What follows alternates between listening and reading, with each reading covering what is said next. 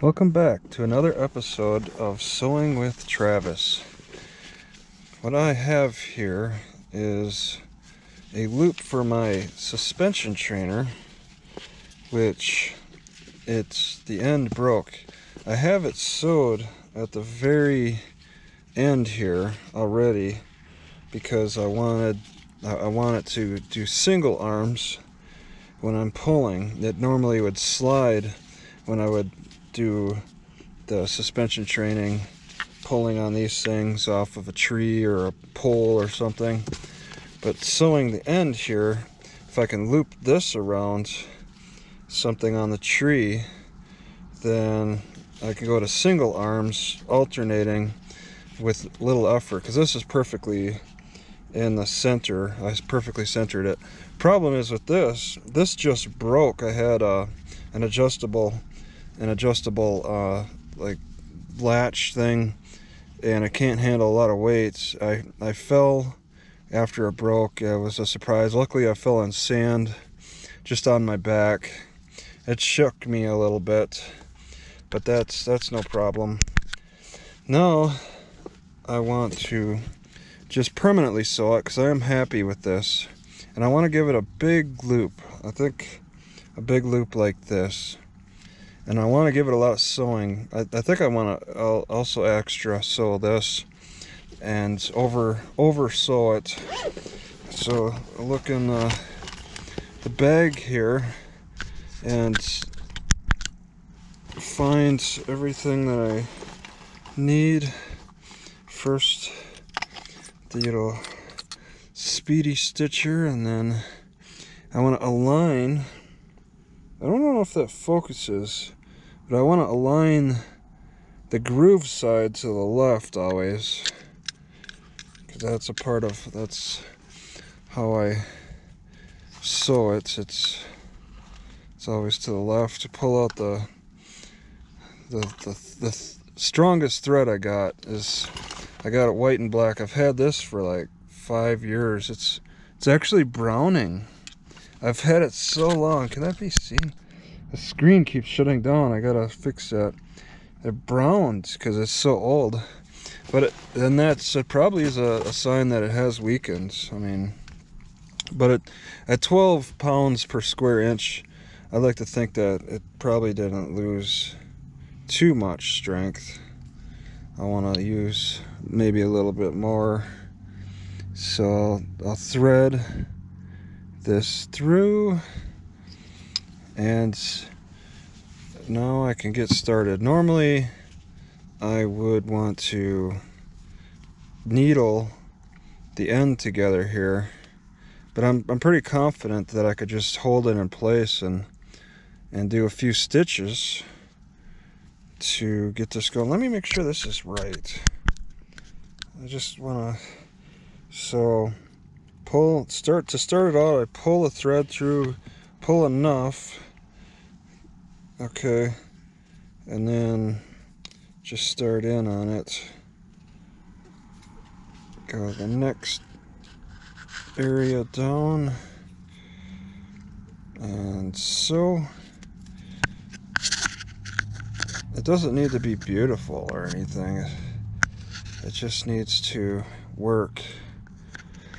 And I want to get this done right away because this is an option now that's becoming more available as I get into outskirts cities that have more forest. I actually can find trees. I've been in the desert, and you can't do any suspension training off of saguaro cactuses. I don't think they're strong enough. They don't look very sturdy. Not like the oak trees east of them. So just sew it like 100 times up and down. See, I don't even need a needle now. At this point, I got enough stitches to hold it.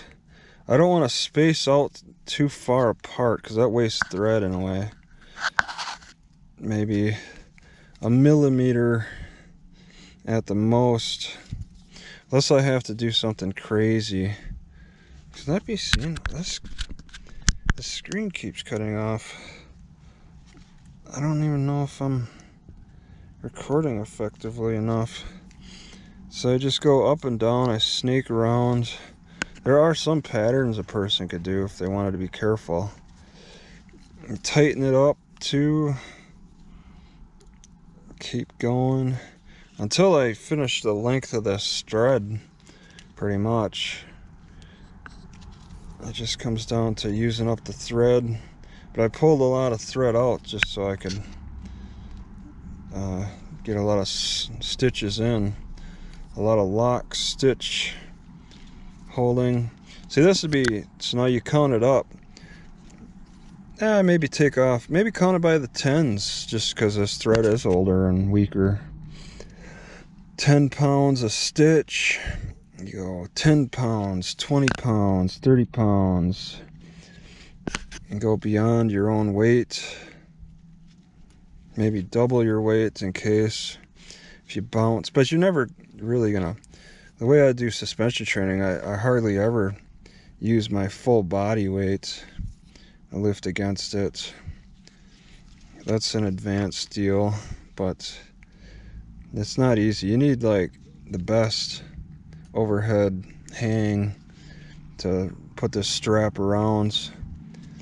I'm mostly finding poles and the main parts of trees. But this is nice to be able to sew it myself, because I really can't tie this in a knot. Being a strap, I thought about it. I was like, what if I just put a knot into it? And I'm like, I better sew it, and that way I know for sure the sew job is got better. It's a better setup than knotting it. Sewing is better, especially for straps. If you have a regular rope, I suppose you could knot it more. I just had this strap laying around though.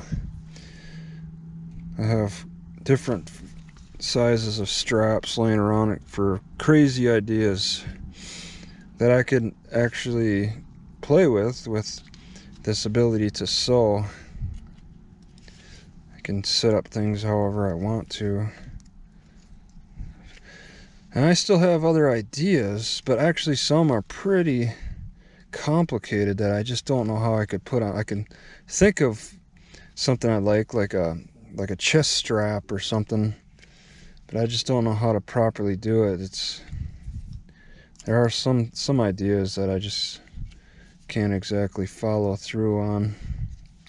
And do the simple ones though. Simple ideas like just making a nice loop,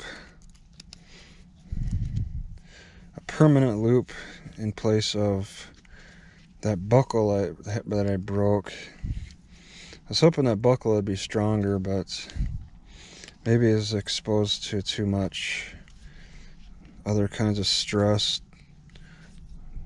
temperature stress or something. It clearly snapped. It clearly broke in a spot that it didn't get like bent out of it got bent out of shape, but it didn't break in an area that I expected it to. So this is the sew job, and it's getting a little loose. I gotta constantly tighten, and then sometimes I misfire. What's going on here? See, now I got a problem. I looped it, and I don't know what I did exactly. I think this goes over the needle.